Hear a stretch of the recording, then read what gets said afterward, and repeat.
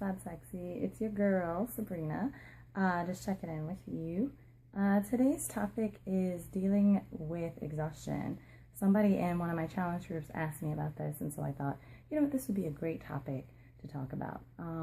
So the first thing that you might notice when you first start a new workout program, maybe about a week into it, or maybe even by the tail end of your first week, is that you feel maybe a little bit tired, or you sleep really hard or heavy, where maybe you weren't doing so before. And the reason that's happening to you is because you're really working your body in a way that you haven't before, maybe a little more intense or something of that nature. And so you're going to feel a little more tired. So it's really important that you make sure you get enough rest each night, 6 to 8 hours, really preferably 8. But I'm a realist. I know people have jobs and so forth. So maybe 6 to 8 hours, you want to make sure you're giving your body the opportunity to rest. That's when your body repairs itself. So any micro tears you've made in your muscles as you're growing and developing muscles. It's also when your body does a lot of work to basically rejuvenate. So that's going to be important. And you want to make sure you're getting a sound sleep. If you notice as you're doing a workout, especially if you're doing something intense like Insanity or P90X, or you're doing heavy lifting, or you're working out 4 hours a day because you're doing 2-a-days, you might notice that you feel exhausted. And if you're feeling that way, the odds are you're not getting enough to eat. And even if you're hitting your caloric number, you may not be getting the right macronutrients that are going to refuel your body. You have to make sure you get plenty of protein, just the same as you're making sure you're getting plenty of vegetables and fruits. All of that is important. You want to make sure you're getting enough carbs. Everything, you have to have a balance of everything that you're eating. So make sure you check your numbers.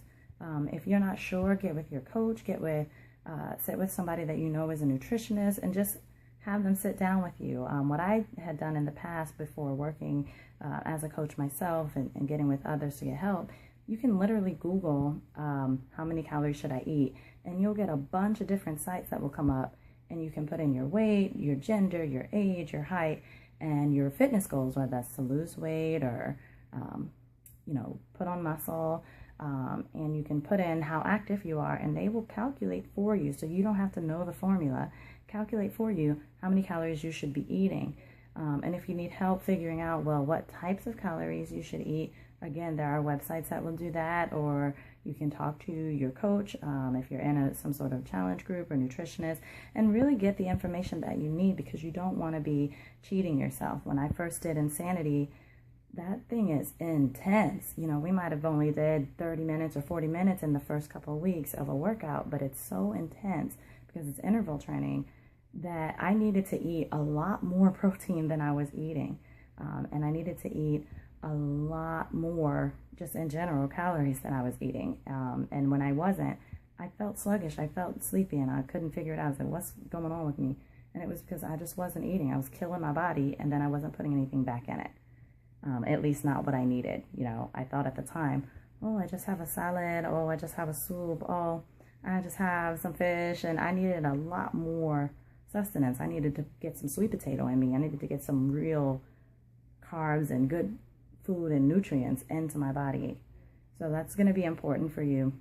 And if you need help with that, and I am your coach, you can reach out to me on my Facebook, and we can talk about it, individually, and make sure that you're getting everything that you need. Last thing, if you are working, I'm a realist. Maybe you work 2 jobs, and on top of that, you have personal activities that you like to do. Maybe you like to go swimming or dance, and you're trying to juggle that and your children and work.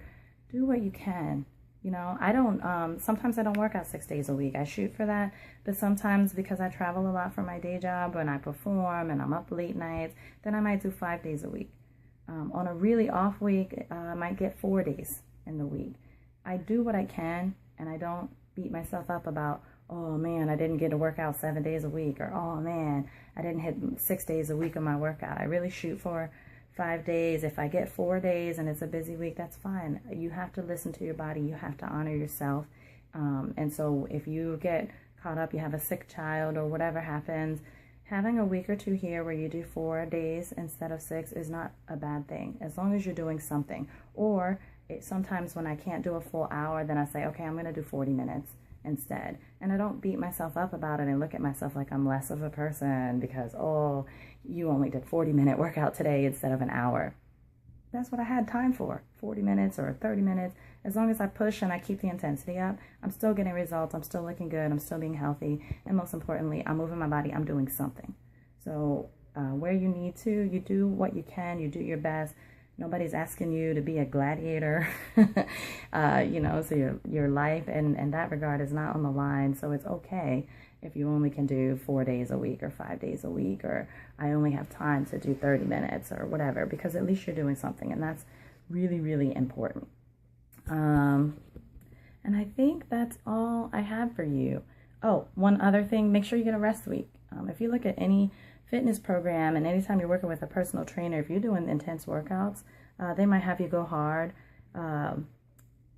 let's say 5 days out of the week, and then they have a day that's usually called a recovery day, where you do something less intense like yoga, or you do something like a shorter workout that maybe is just not as high impact, so not all that plyometrics, but it's just like squats and lifting, something a little bit lighter. That's important as well. And you'll also see where they'll schedule maybe by the 5th week, where they'll say, okay, this is a recovery week, and you might just do core training. And it's still going to be tough.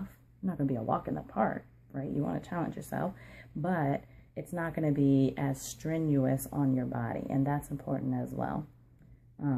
There are other programs where you can mix them up, and I do that too. Like, well, I might be going hard 1 week with Turbo Fire and really doing the intense and the interval training, and then I might take the next week and say, okay, I'm going to mix it up. I'm going to do 3 Turbo Fire classes, and then I'm going to do 1 yoga class, and then I'm going to do 1 lifting day in the gym, and just kind of mix it up. So you also can do that as an alternative to help not feel like you're beating your body up all the time, because nobody trains like that. Even people who are professional and they compete in bodybuilding, they don't train like that all the time. It's not healthy.